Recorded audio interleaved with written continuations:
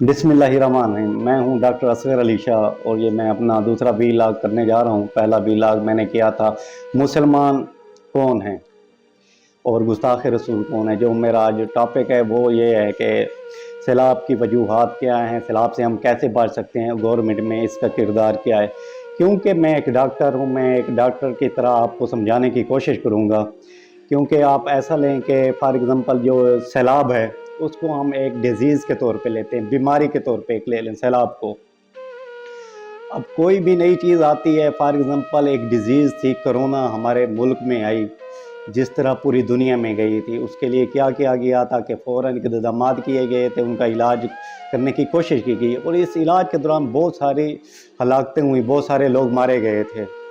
फिर दूसरा स्टेप ये उठाया कि इसकी इम्यूनाइजेशन की जाए, वैक्सीन बनाई जाए, लोगों को इंजेक्ट की जाए जिससे हम वायरस से मुकाबला कर सकें। और इसी तरह ये हुआ कि हमने एक वैक्सीन बनाई और लोगों को लगाई, उससे फ़ायदा ये हुआ कि अमवात में कमी आई और लोग इम्यून हो गए।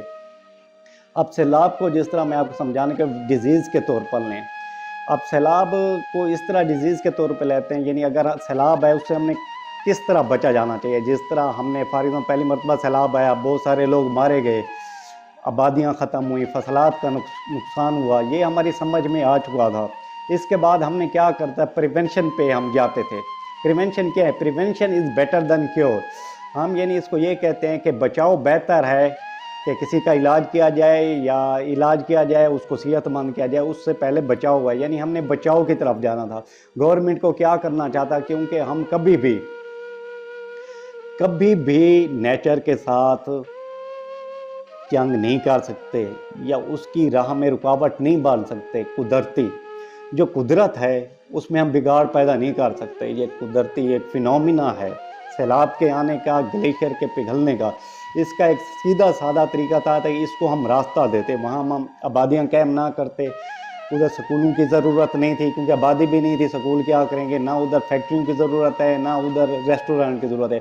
अगर ये चीज़ें ना होती तो नुकसान ना होते। वो जो एरिया है जहाँ से शुरू होते हैं ये पहाड़ी इलाके, जहाँ से ग्लेशियर पिघलते हैं, पानी आता है, इनको हमने एक रास्ता देना था महफूज, ये जाके समंदर में गिर जाते। इसका एक मैं और बताता चलूँ आपको, कुछ लोगों के जहन में है अगर इस टाइम कालाबाग डैम होता तो ये सैलाब ना आते। अब नहीं रोक सकते।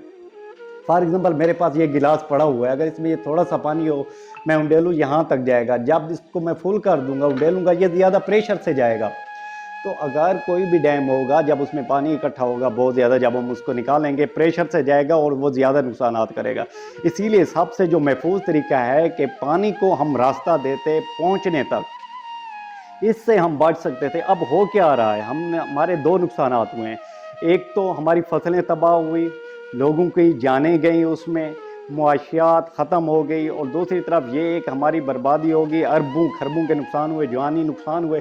दूसरी तरफ हमने बैरून मुल्क से फंडिंग लेना शुरू कर दी, या फंडिंग लें या उधार लें, कर्ज लें, लोन लें, इस तरह से हमने आना शुरू कर दिया।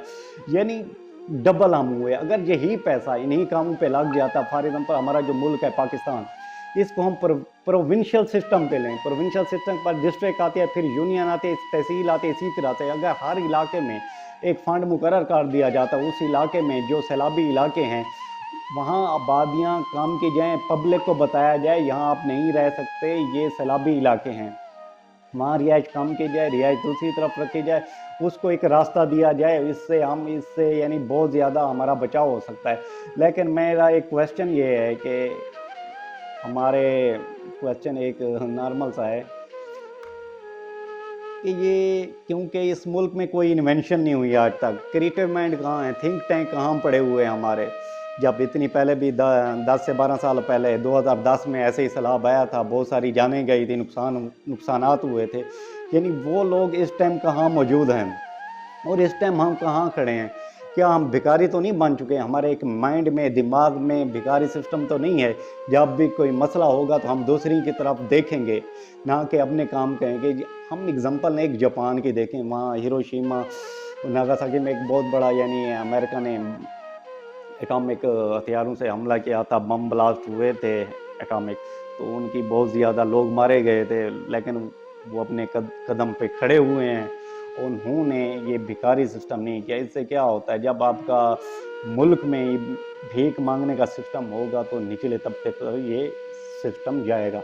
تو اس سے ہمیں بچنے کے لیے سب سے پہلے یہی چاہیے کہ ہمیں اپنے راہ ہموار کرنے چاہیے. جو سیلابی علاقے ہیں ان کو راستہ دینا چاہیے, اور یہ جتنا ہو سکے اس بات کو پھیلائیں کہ یہ ڈیم بے شک بنے, یہ ہمارے لیے ہیں. ڈیم کالا باغ ڈیم کو بھی بننا چاہیے, اس سے ہماری بجلی کی ضروریات پوری ہوں گی, اور دوسرا اس سے بجلی کے یعنی جو یونٹ ہوتے ہیں اس میں بھی مہنگائی کم ہوگی, کم پرائس پہ ہوں گے. لیکن اس کے ساتھ ہمیں صرف ایک راستہ چاہیے پانی کے بہاؤ کے لیے جو بن سکے. اور یہ مثلاً لوگوں نے یہ کیا تھا کہ جو پہلے یہاں سے پانی بہتا تھا وہاں سڑکیں تعمیر کروا دی گئیں, فیکٹریاں لگا دیں گی, دوسرا کسی نے اپنی زمینیں فصلیں کاشت کرنا شروع کر دی. اس سسٹم کو اگر ہم ختم کریں گے تو انشاءاللہ ہم ان مسائل سے بچ سکتے ہیں. اور یہ میں آپ سب سے کہنا چاہتا ہوں کہ اس کو جو میں نے باتیں کی ہیں اس کو زیادہ سے زیادہ شیئر کریں. میرے اس جو میں نے اپنا یوٹیوب چینل بنایا ہے اس کو بھی, تاکہ یہ باتیں جو ہر کسی کے اپنے آئیڈیاز ہوتے ہیں, دماغ کے باتیں آتی ہیں, جس طرح آپ کی یہ سوشل میڈیا ہے اس کے تھرو میں بھی کہہ رہا ہوں, تو یہ دوسروں تک پہنچائیں. اللہ نگہبان.